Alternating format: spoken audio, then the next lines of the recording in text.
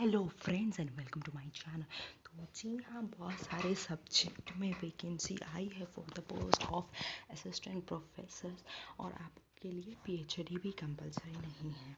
तो online application invite की गई है for the post of assistant professor. तो चलिए देखते हैं इसको।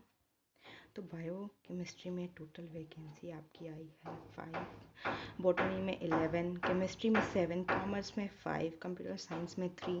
आप लोग अपना यहाँ पे देख सकते हैं कि अनरिजर्व में कितनी सीटें हैं, एससी में कितनी सीटें हैं, एसटी में, ओबीसी में और ईडब्ल्यूएस में।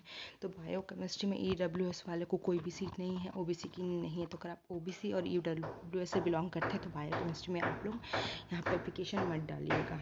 फिर botany, chemistry, commerce, computer science में 3 सीट्स है, इकोनॉमिक्स में 8 सीट है, इंग्लिश में 3 सीट्स है, ईवीएस में आपकी 3 सीट्स है, वैकेंसीज है, मतलब कि हिंदी में आपकी 5 वैकेंसीज है, हिस्ट्री में 13 है, मैथमेटिक्स में 20 है, फिलोसफी में 3 है, फिजिकल एजुकेशन में 1 है, फिजिक्स में आपकी 18 है, पॉलिटिकल साइंस में 11 है, पंजाबी में 1, संस्कृत में 4, सिंधी में 1 एंड जियोलॉजी में आपकी 10 है।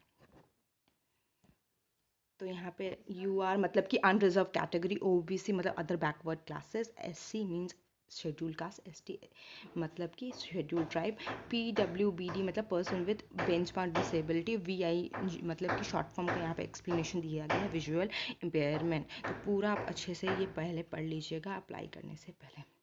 तो लिखा है असिस्टेंट प्रोफेसर की जो वैकेंसी आई है फॉर द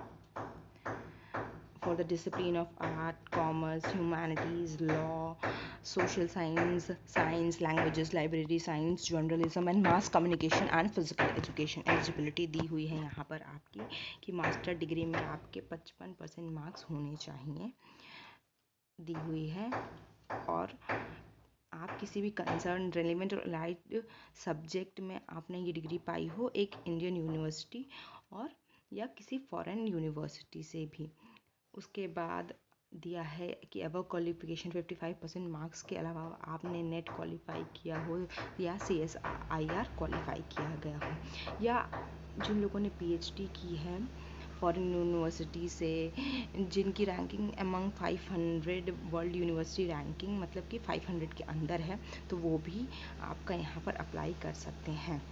ये नोट कर लिएगा, एकेडमिक स्कोर है, जो है एकेडमिक स्कोर है आपका, वो पहले आप मैच कर लीजिएगा, वो परसेंटेज के हिसाब से आपका होता है। तो यहाँ पे बताया गया है कि आपका एकेडमिक स्कोर भी वो लोग देखेंगे जिसका ज़्यादा रहेगा। तो शॉर्ट लिस्टिंग में एकेडमिक स्कोर भी देखा जाएगा कि जिसका ज़्यादा रहेगा तो शायद वो लोग उनको शॉर्ट लिस्ट कर लें। फिर एक्सप्लेनेटरी यहाँ पे नोट दिया है, जनरल नोट दिया है, तो अप्लाई करने से पहले आप पढ़ लीजिएगा। यहाँ पे दिया हुआ है कि PhD degree of the candidate had been awarded in regular mode. तो जिसने पीएचडी की हो रेगुलर मोड में की हो। PhD thesis has been awarded by at least 2 external examiner. Open PhD का आपका वाइवा हुआ हो, कैंडिडेट ने पब्लिश किया हो 2 रिसर्च पेपर अपने पीएचडी वर्कआउट से, फिर कैंडिडेट ने प्रेजेंट किया हो at least 2 paper based on his or her PhD work. फिर clearing of NET shall not be required for candidate in such discipline for which NET has not been conduct. तो जिस subject में net नहीं हुआ है तो नेट वहाँ पे रिक्वायर्ड भी नहीं है। जिस सब्जेक्ट में नेट का एग्ज़ाम नहीं हुआ तो कहाँ से हम कैंडिडेट को कह सकते हैं ना कि आपने उसमें नेट क्वालिफाई किया हो। और 5% की रिलैक्सेशन भी मिली है यहाँ पर, जो हैं ओबीसी से बिलोंग करते हैं, एसटी एससी से बिलोंग करते हैं, तो उनका मान लीजिए कि 55% नहीं, उनको वहाँ पे अगर आपका एमको में 55% नहीं है तो भी चलेगा, आपको 5% की वहाँ पे रिलैक्सेशन मिली है। इसका मतलब कि आपका 50% भी है तो आपका वहाँ पे एडमिशन हो जाएगा। मतलब कि यहाँ पे देखिए बताया गया 55% से 50% अगर आपका मार्क्स होगा तो भी चल जाएगा पीएचडी डिग्री होल्डर्स का, और who have obtained master degree prior to 19 September 1991।